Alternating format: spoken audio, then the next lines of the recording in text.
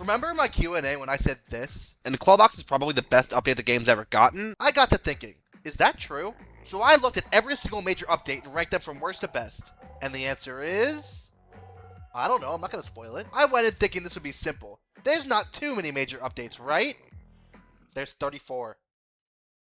Now you might be wondering, what is a major update? To not arbitrarily pick, I'm counting major updates as the one that ends in point .0.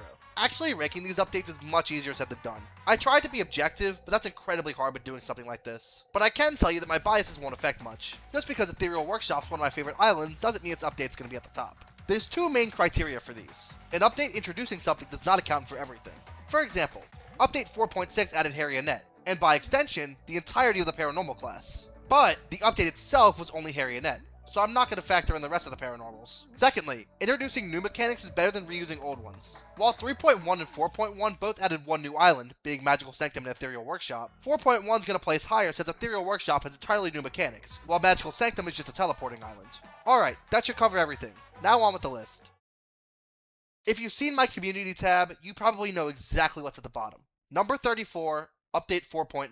This update added rare workshop monsters, profile cards, rare ethereals on the ethereal islets, and the reason this update places here, the friend limit. This is the one update that actively hurts the game in my opinion. The game barely worked for players with a ton of friends. I get that, but there had to have been a better way to fix that. Do you remember when the map had really bad loading times, or when the shop had to load every time you went into it? Those are gone now because the game became better optimized, which leads me to believe there must have been a better way to help the players with lots of friends. But this was not it. The reason they probably did it like this was so that they could get the profile card update out for Anniversary Month without any problems. But I really don't think that was a good move. The map got heavily delayed, and look at it, it's amazing. Because of the friend limit, the friend system feels like a really rushed and half-baked update despite it not being one. That's the only reason this update places at the bottom, but I guess we should cover the other stuff. My opinion of the rare workshop monsters doesn't matter. Again, trying to be objective. What does matter is the way to get them. I had an entire section about how terrible they are to get in my My Ski Monsters Problems video. It also added Find Friends, which I don't even know what that does, but it's not like I could use it anyway. Let's end on a positive. The profile cards are a great addition. They're a great way to make your name look better. I also really like how you can see how long it's been since someone last logged in. I still wish you could put whatever you want for the phrases, especially since you can in Dawn of Fire, but oh well. Moving on from the update that hurt the game to one that added nothing, number 33, Update 2.4. This update did nothing for Apple. Yeah, this is a bug fix update that's exclusive to Android for some reason. I have no idea why this was done, but whatever. Number 32, Update 2.2. This was also a bug fix update, but this one was actually on both platforms this time. Number 31, Update 3.8. This update added the Colossal Conundrum and nothing else. Not even the completed Colossal, mind you, just the Conundrum. While this is technically a new mechanic, it should place higher, it's really just another daily login. Number 30, Update 2.1. This update added Wallbox on Wobbit Island, decorations on Wobbit Island, and the mailbox. This is just kind of a small update, nothing else really to say. Number 29, Update 3.5. This update added Vivine and the updated mailbox. Like the last one, there isn't too much to say. Number 28, Update 4.6. This update added Harriet and... oh, that's it. You might be wondering why this place is above the last update. That update also only added one monster. But it also had the updated mailbox. Doesn't Update 3.5 just have more? Well, I think you're forgetting the new mechanics of Harriet's two forms. That's really the highest I could put this update though, since it's just one monster. Number 27, Update 3.2. This update added costumes on the main islands, monsters having a chance to own a costume when you breed it, the new book of monsters, and the animation for discovering a new monster. Now, that is a lot, but if you notice, nothing I said impacts gameplay that much. Now, I'm insane and use costumes all the time, but the average player doesn't care about any of the things I just listed, so this is probably the highest I could place it. Number 26, Update 4.0. Despite being a 0.0 update, this update was not that big. In fact, all it was just a few new monsters, those being Bazinga, Nerve, and Epic Wallbox with Jamboree on Gold. That's really it. Number 25, Update 3.6. This update added Epic Drumpire and the Crucible. I might be in the minority of players that actually like the Crucible. It's only needed for variants, and the key prices might be a little too high, but it's not that big of a deal. Number 24, Update 4.4. This update added Behemoth, rare Wallbox on Wobbit Island, path painting, and new songs for the Mirror Islands. The latter two features were great additions, especially path painting, which had been heavily requested for years. The Mirror Islands getting their own songs was great too, considering something else for the Mirror Islands was about to release. Rare Wallbox is pretty good on Wobbit Island, and... let's move on. Number 23, Update 1.3. This update added Rare Furcorn, Wallbox on Ethereal Island, and enhanced structures. The reason this update is so high is, of course, enhanced structures. This game would be so much slower without these, and they're a fantastic addition. Rare Furcorn also started the rare monsters, but new monsters aren't that big of a deal as we've seen by now. Number 22, Update 2.0. This was the single hardest update to rank because I had absolutely no idea where to put it. That's because this update added the 5 mirror natural islands and nothing else. Now you may have noticed that no previous update ranked has added an island, and that's because those updates all place highly. But are these new islands? And if not, where do I put it? I decided that here was probably the best place to put it, but I can see my mind changing next week. Number 21, Update 4.2. This update added Magical Nexus, better scratch tickets on the Fire and Magical Islands, and Rare Dermot. Like I said, new mechanics place an update higher, which Magical Nexus does not have. And it only adding a rare alongside the island doesn't help. And the improved scratch ticket isn't the biggest deal either. Oh, but transposing, it's a different mechanic from teleporting. This is tough. Number 20, Update 3.4. This update added Amber Island, Yelmet, and the Pyrosite castles for the Fire Islands. This is essentially the same as the last placement, just higher because Yelmet is technically a new monster, and the Pyrosite castles are a more useful addition than better scratch tickets. Number 19, Update 3.1. This update added Magical Sanctum and the 3 monsters that came with it. I'm kind of running out of things to say, but I guess I could say that it places here since the island is just teleporting, which has been done before. And I don't know, what else you want me to say? Number 18, Update 5.2. This update added Shadow Islet, Ermagurdy, who I very much should not forget about, Fantal, and Baby the Money Zard. Stay objective, stay objective, stay objective. 5.2 and 3.2 are nearly the same update. New island with old mechanics with 3 new monsters. However, I gave 5.2 the edge since Ermagurdy's kinda 2 monsters, and Baby the Money Zard revived the legendaries. Even though I didn't want it to. Number 17, Update 5.0. This update added Paranormal Carnival and the 4 monsters that came with it. The reason it's higher than the last is because it added 4 monsters instead of 3. And if you're screaming that Paranormal Carnival does have a unique mechanic and should place higher, wait a second, we're not there yet. Number 16, Update 2.3. This update added Fire Oasis and the 6 monsters that came with it. I need more for this section, so those monsters are Fangler, Boscus, Waddle, Wallaby, Wink, and Snizer. Wait. Fangler? Best update ever. Number 15, Update 4.8. We're starting to get into the big updates now, with Epic Wubblins, Epic Wubbox on Ethereal Islands, and the Polarity Amplifier. The Polarity Amplifier is amazing since it made the ideal Wubblin Island go from this to this. And the Epic Wubblins are awesome, but since they're the same mechanically as the rares, they don't boost the score too much. Same with Epic Wubbox on Ethereal Island. Also, the trailer gets bonus points for making Miku Ken into my singing monsters. Number 14, Update 4.5. This update added Phosphorin Flocks, the Mirror Magicals, and the new obstacles. I struggled with this placement as well, since I didn't know how much the Phosphorin Flocks accounted for. It's technically just 1 new monster, but also like, look at all this. It might just be 1 new monster, but it's bigger than that. It's the entire island being animated, and a whole new mechanic. So this 1 monster brings the update up a lot. I also like the new obstacles, they look really nice. Number 13, Update 3.9. This update added Anglo, Rare Wubblins, and Polarity. It also completely reworked Wubblin Islands. Polarity makes them essentially have likes now, and a lot of Wubblins got their size changed, bringing them down to 2x2, meaning that Zin farms are far inferior to other farms now. Also Rare Wubblins, which is probably the most anticipated update outside of Mimic. Number 12, Update 1.2. This update added Ethereal Island, Teleporting, 3 new monsters, and the Hotel and Storage. I think you all immediately know why this update's up here. That being Nebula, that being the Hotel and Storage. These are both lifesavers in their own ways. 100% happiness is very important, especially on Shard Island since I have to feed to level 170 every week. And the only way to have 100% happiness without it being ugly is to put the decorations in the storage shed and use the Unity tree. The hotel is also a great way to store monsters if you want to use them in the future.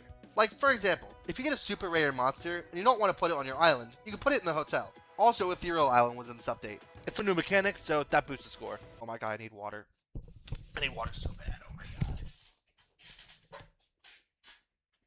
Number 11, Update 3.0. I have to be objective here. Do I like the Colosseum? No. Do I think it was well made, especially when it first came out? No. Is it a new addition to the game with entirely new mechanics that at least tried to be good? Yes. Yeah, this placement might get me killed, and I personally don't even agree with it, but again, I have to view this from an objective lens. The Colosseum is almost entirely new. The combat is new, the currency is mostly new, the costumes are new, and decorations are new. It just kinda sucks gameplay-wise. I'm not gonna go too in-depth here, especially since I put this update just outside the top 10, but this could have been so good. I kinda wish an entire real RPG with My Singing Monsters could be made, because that genuinely sounds awesome. But I think we all know what would happen with that, so one can only dream, I guess. Overall, this update's lucky I'm being objective. Entering the top 10, we have Update 3.3. This update added Seasonal Shanty, Rare Wallbox on Ethereal Island, Jamboree, and the reason this update places this high, Collect All. I cannot imagine a world in which we didn't have Collect All, except for the free-to-play players where they have to deal with it every day. But it makes the game so much faster. Instead of tapping every monster to get their coins, you just... Yippee! Rare Wallbox on Ethereal Island took forever for some reason, so this update finally added it. And there isn't really much to talk about with Seasonal Shanty, since it just adds Jamboree for now. Number 9, Update 5.1. This update added Mirror Paranormal Carnival, and that's about it. But man is this feature cool. It's so seamless, and also a quicker way to go from the normal to the mirror dimension while collecting coins. This update also finally gave us a way to reliably get wildcards. The only way to get them previously was to either early ascend, which wasn't even guaranteed, or to get it from the Nexus Nucleus. After spending 250 million treats, 100 million coins, 540 diamonds, and waiting 93 days for a probably less than 1% chance to get a wildcard every 12 hours. Whereas here, they just give them to you. I was actually able to use them to get Epic Wallbox on Ethereal Island. Ooh, they're changing the wildcard cost to specifically it in the future because of course they are. And I finally have the full song on my Ethereal Island. Number 8, Update 4.7. This update added Plasma Islet and Lobe. The reason this is so high up is that the islet uses an entirely new mechanic.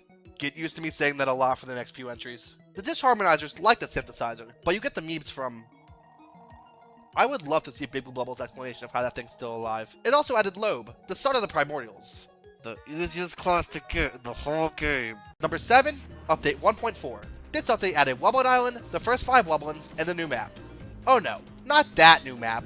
This new map that was reverted 5 months later. As for Wublin Island, it's an entirely new mechanic. I'm getting tired of saying it already. This was the first Zapping Island. And even though people love to whine about Zapping Islands nowadays, this island was completely unique back then. I was the first. I have seen everything. Number 6, Update 4.1.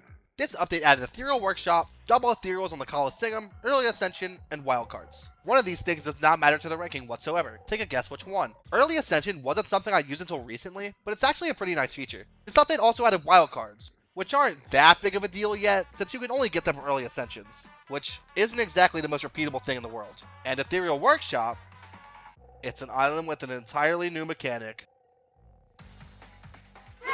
Not to mention, it's the triple Ethereals, which have been asked for years, with the monster handlers completely denied that they existed before this update. Really makes you think. Number 5, Update 4.3. This update added Mimic and the new map. Mimic is... well, it's here. The reason this update is so high is because of the map. This might just be the best singular thing added to the game. It's only at number 5 because other updates have more, but not only does this map look amazing, the island selection on the left saying everything that's done on the island is insanely helpful. Now you know when food's done, when your breeding's done, and whatever else. Also, Epic Fangler was in this update. Best update in the game. Number 4, Update 3.7. This update added a ton of stuff, so instead of listing it all and then going in depth, I'm going to list the new features from least to most useful. Except for Sean Bonin and the anniversary decorations, because I don't know how to include those. Starting off is the new costumes. Next is being able to select your own moniker. Before this update, the moniker next to your name was the one you most recently unlocked, whereas now, you can make it whatever one you want. After that's the graphics update. Not really a gameplay change, but it is very nice. Next is the improved memory game, which was very helpful since it now gives better rewards. Next is torch highlighting, which was fantastic for lighting specific torches. Notice I said was. You can now only highlight one torch at a time. I know this was for the automatic light button, but why not allow us to highlight multiple islands? If you press the button, why can't it just randomly pick an island that's highlighted? Whatever. The second most useful thing is a level cap increase from level 75 to level 100, which also includes the insane rewards for certain levels. You do need a stupid amount of EXP to get to these levels, but hey, it's better than being stuck at level 75 forever. And the best thing from this update, in my opinion, is Rebake. Rebake saves so much time, especially since most people who are going to be baking a lot are going to be making big salads, which are all the way at the bottom. So you have to scroll for every single bakery. But with Rebake, one button and you're done. It's amazing. This update is definitely the best in terms of quality of life changes, but the top 3 just have more going for them. Number 3, Update 1.0. Yeah, I really didn't know what to do with this one. Yeah, it added 2 islands to the game, which only one other update's ever done, but is it really an update if it's what the game started with? I don't know, I guess so. If you don't think this update should be here, just ignore it, I guess. Like I said, 2 islands in one update is practically unheard of, and it hasn't happened since 2012, so of course, this is a big update. Update in quotes, I guess, I don't know. Number 2, Update 1.1. I really wanted to put this at number 1, just so the Clawbox update wouldn't be the best, but as I wrote the section for the Clawbox update, I talked myself into putting it at number 1. So, why is this at number 2? Take the last update I talked about, change the 2 islands, and it places higher since Gold Island is a new mechanic. No, I'm serious. That's it. These updates are nearly the same. If Gold Island wasn't a new mechanic, this update would place lower, since Update 1.0 added 23 monsters, and this only added 2. Although it did add the extravagant castle, so that helps it. Number 1, Update 5.3. This update's just fantastic, for a number of reasons. The first is that the club box is just really well developed. The system is just spending tickets you get to fill up a battle pass system. You get monsters, costumes, stickers, and more. Now you might have noticed, I didn't list the battle pass system as a negative. That's because it's entirely free. Almost every game with a battle pass system has 2 passes. A free one where you barely get anything, and a paid one where you get more stuff. But the club box has nothing like this. It's all free, and the only thing you need to do to progress is to put in your club box tickets. The club box acts themselves are also amazingly updated. Its second act also has Fangler leading the song, best update ever! Wait, that wasn't part of the update? Now all of that would put the update in the top 10, but not number 1. So why did I put it here? Well, would you believe me that if I told you this was only half the update? Yes, because it only came out like a month and a half ago? That's fair. This update also added hype events and stickers. Okay, they're actually called encore events, not hype events. I'm hungry. Hype events are the way to get both stickers and club box tickets. It's very easy to fill the bar too. You have to either breed monsters, hatch monsters, or bake food. There's 150 stickers, and when you get a set of 10 of them, you get a Wonderland costume and diamonds. People have been asking for the Wonderland costume for years, and if you get every sticker, you get a total of 1,475 diamonds for completely free. These stickers also refresh every 80 days, so it's a really nice thing to fill in those 80 days. I got it in 2.5 weeks, but now it's time for the part everyone loves. The numbers, please don't leave. Averaging the update's placements, the worst period of the game is the Update 2.0 period, followed by 3.0, 4.0, 5.0, and the best is 1.0. We can also use this to find the best year, although the averages are like really skewed, so it's not that accurate, but it's kind of just for fun. The worst is 2018, followed by 2017, 2014, 2020, 2022, 2021, 2024, 2025, 2019, 2023, 2016, 2013, 2012, 2026, and the best is 2015, because it has an average of 0, because there was no big updates that year. So, it's technically the best because it's golf scores, because of rankings. If this video gets popular enough, I might make a sequel where I look at other updates that didn't end in 0.0 because some of them are kind of big. Like for instance, Firehaven and Mech Island were not in a 0.0 update, even though they're new island updates, so they're kind of big. So if this video gets popular enough, I might look at cases like that. Okay, bye.